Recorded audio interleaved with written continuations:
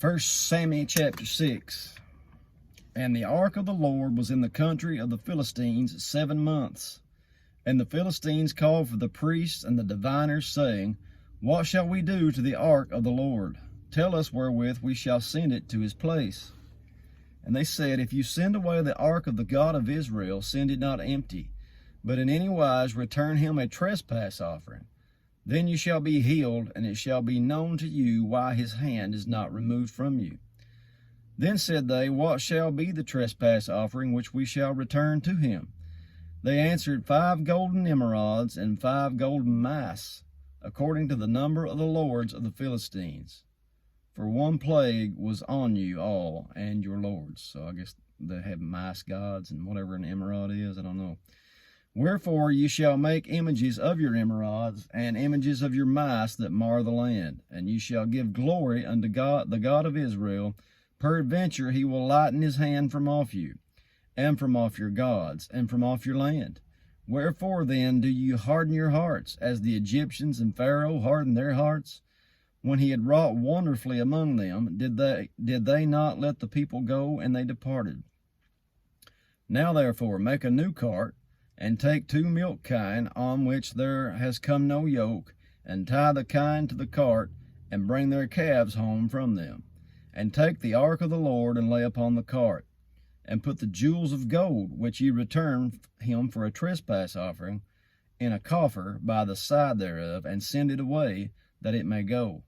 And see, if it goes up by the way of his own coast to Beth Shemesh, then he has done us this great evil. But if not, then we shall know that it is not his hand that smote us, it was a chance that happened to us. And the men did so, and the 2 milk kine, and tied them to the cart, and shut up the calves at home.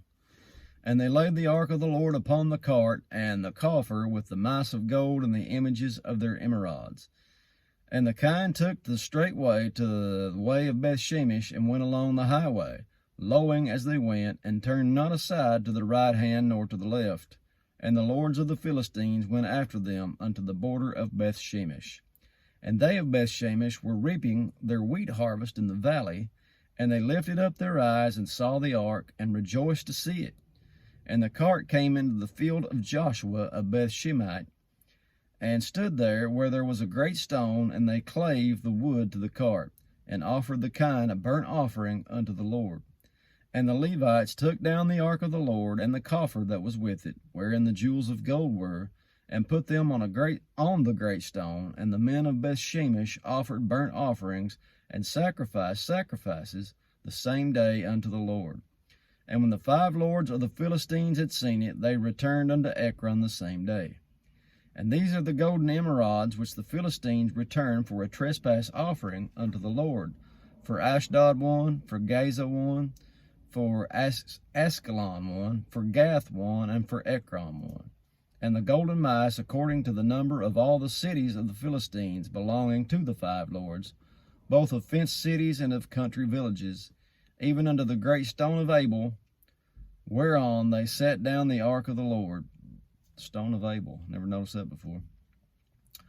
Which stone remains unto this day in the field of Joshua the Beth Shemite. And he smote the men of Beth Shemesh, because they had looked into the ark of the Lord, even he smote of the people 50,000 and 70 men. That puts anything on it.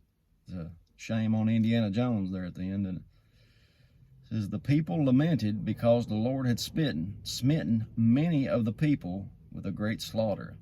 And when the men of Beth Shemesh said, Who is able to stand before this holy Lord God? And to whom shall he go up from us?